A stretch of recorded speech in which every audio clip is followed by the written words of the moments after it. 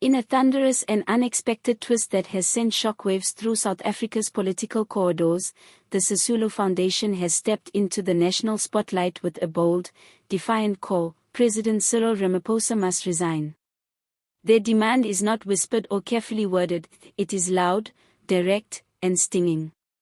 The foundation, rooted in a legacy of struggle and unshakable moral conviction, has accused the president of failing dismally in his response to rampant corruption, and they're not mincing their words. This call didn't come from the usual critics. It didn't come from political opponents or social media provocateurs. It came from a foundation bearing one of the most revered surnames in South Africa's liberation history. The Sisulu name is more than a name, it's a symbol. Walter and Albertina Sisulu were towering figures in the fight against apartheid, voices of conscience when silence was the safest choice. So when the Sisulu Foundation speaks, it isn't just making noise. It's invoking legacy. And legacy has now turned its fire on the highest office in the land.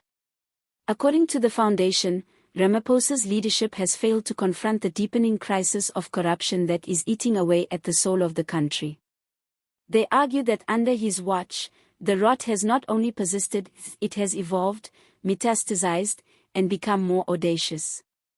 State institutions continue to be looted with impunity, whistleblowers continue to be assassinated in chilling silence, and commissions of inquiry pile up like forgotten tombstones of justice. What good is a clean image, they argue, if the system behind it remains filthy? The tipping point, sources suggest, was the president's muted reaction to recent high-profile corruption scandals, including allegations tied to state procurement, energy sector irregularities, and glaring contradictions within law enforcement agencies. Instead of decisive action, the Sisulu Foundation says South Africans were met with rehearsed speeches, empty reassurances, and the now familiar political tactic of buying time while doing nothing. And for the Sisulus, enough is enough.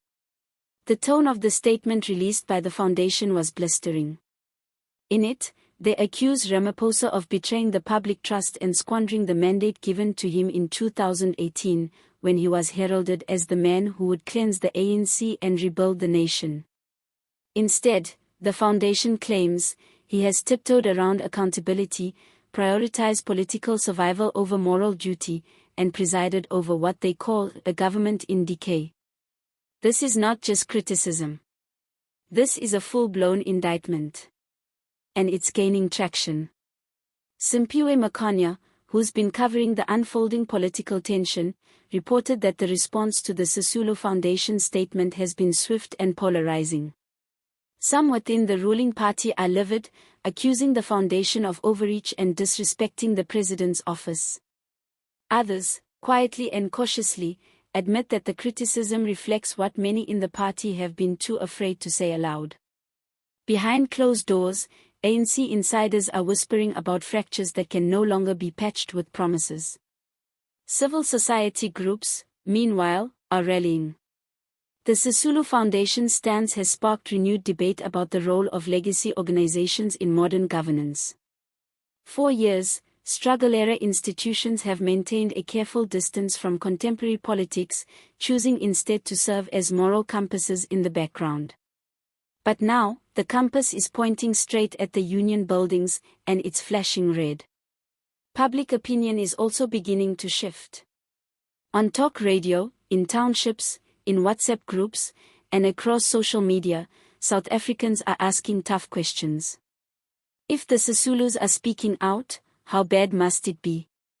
If this family, known for its loyalty to the ANC, is demanding a resignation, can anyone still pretend that things are under control? A young activist in Soweto, interviewed by Makhanya, put it bluntly, Ramaphosa talks about a new dawn, but the sun never rose. Corruption is still alive, and our lives haven't changed. The Sisulus are right. He must go. Others feel differently, arguing that while the president's pace may be slow, he's still a better option than the chaos of open infighting within the ANC. But the cracks are showing. And they're getting wider. The presidency, for its part, has responded with diplomatic restraint. A short statement issued late in the evening reaffirmed Ramaphosa's commitment to clean governance and said that he welcomes all voices in the democratic discourse. But behind the scenes, insiders suggest that the president's inner circle is furious, blindsided by the sharpness of the attack and deeply concerned about the message it sends to both party loyalists and the international community. The timing of the Sisulu Foundation's announcement is also strategic. With election buzz already starting to stir and factions within the ANC gearing up for brutal internal battles, this move may be a calculated nudge to shift the balance of power.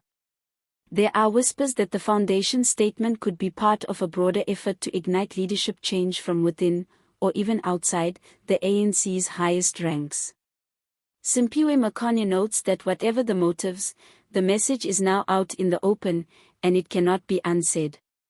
The Sisulu Foundation has thrown down the gauntlet, and the president cannot afford to ignore it. To do so would risk appearing weak. But to confront it directly may open Pandora's box, one filled with disillusioned allies, long-suppressed scandals, and hard questions he may not want to answer. This is a defining moment. Not just for Ramaphosa, but for South Africa as a whole. The question now hanging in the air is deafening: can a democracy survive on hope alone, or does it need accountability, sharp, painful, and real? The Sisulus have made their choice. Now the country waits to see who will follow. Thanks for watching. If this story got you thinking, smash that like button, drop a comment below with your thoughts, and don't forget to subscribe for more fearless coverage and bold reporting. Until next time, stay aware, stay informed, and stay real.